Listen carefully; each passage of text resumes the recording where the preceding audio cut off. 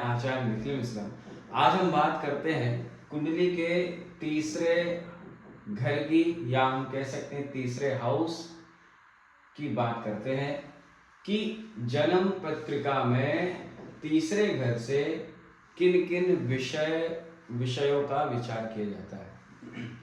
हमने जाना पहले भाव से, दूसरे भाव से हम ये कर चुके हैं विचार इन विषयों पर। आज हम बात करते हैं कि तीसरे हाउस से क्या क्या विषय पर, किस किस विषय पर हम विचार करते हैं और तीसरे हाउस को और किन किन नामों से जाना जाता है। आइए तो देखिएगा, जन्म पत्रिका, लग्न पत्रिका कुछ इस तरह से चार्ट होता है। पहला हाउस यानी कि पहला घर, दूसरा, तीसरा, इसी प्रकार से 12 घरों में विभाजित है। 4, 5, 6, 7, 8, 9, 10, 11, 12। अब हम बात करते हैं कि तीसरे हाउस यानी कि तीसरे घर को क्या क्या कहा जाता है, किन किन विषयों पर विचार कर सकते हैं।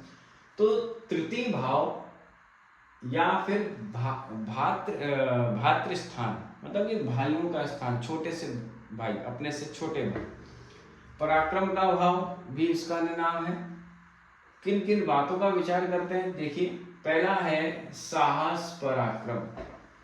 तृतीय भाव का स्वामी की कंडीशन, उसकी दशा, वह किस प्लेसमेंट पर बैठा हुआ है, कहाँ बैठा हुआ है, शुभ ग्रह से दृष्ट है या पाप ग्रह से दृष्ट है, आदि आदि।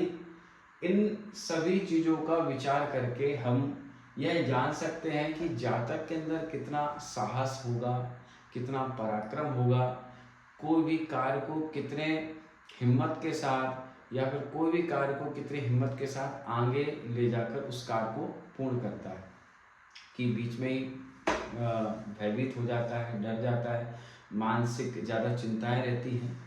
तो साहस पराक्रम, कितना साहस हिम्मत, क्योंकि ये जो है तीसरा हाउस पराक्रम का स्थान है, साहस का स्थान है, अपने से छोटे भाई बहन का स्थान है। दूसरा पॉइंट भी दिया है कि अपने से छोटे भाई बहन का स्थान।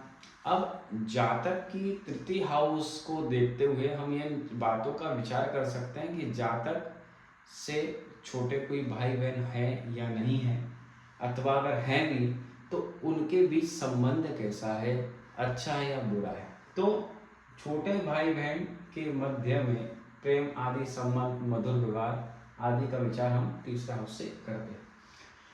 फिर आता है गले के विकार, गले के रोग, कंठ के रोग, किसी प्रकार के गले में समस्या, किसी प्रकार की दिक्कत आदि चीज का विचार हम तीसरा हाउस से करते हैं। एकाग्रता, व्यक्ति के अंदर कितनी एकाग्रता के साथ किसी कार्य को पूर्ण तरीके से करता है।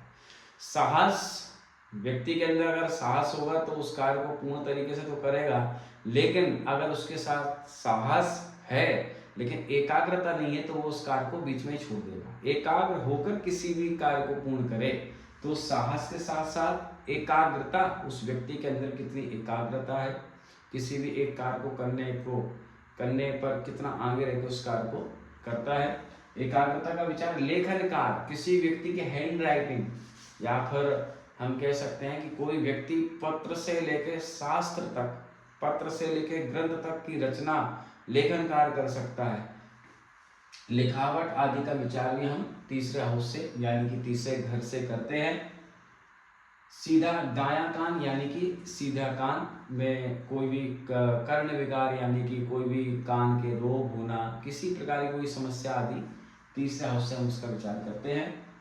नौकर, कोई भी व्यक्ति जो नौकर रखता है तो वह उन नौकरों का सुख पा पाता कि नहीं पाता। ऐसा तो नहीं वो व्यक्ति जो है नौकर तो रख रहा है लेकिन नौकर ही जो है चोरी करके या फिर किसी ना किसी प्रकार का नुकसान या फिर किसी ना किसी प्रकार के उस घर में नहीं टिक पा रहे हैं, बदलते जा रहे हैं। तो ये एक प्रकार का तीसरा हाउस से पता चलता है कि उस व्यक्ति नौकर सुख या फिर दास सुख ले पाता है कि नहीं ले पाता है। छोटी छोटी यात्राओं का विचार भी हम तीसरे हाउस से घर से करते हैं। छोटी यात्रा, आस पड़ोस, मतलब कि छोटी मोटी यात्राएं, या फिर हम कह सकते हैं कि अपने राज्य से दूसरे राज्य आदि आदि का विचार भी हम ये तीसरे हाउस से करते हैं। तीसरा हाउस को जो है प्रकृति भाव, भातृ स्थान मतलब कि छोटे भाई बहनों का स्थान, पराक्रम भाव या साहस का भाव, ये आदि आदि नामों से हम जानते हैं। ये है आपका तृतीय हाउस। जय श्री महाकाल, नमो नारायण।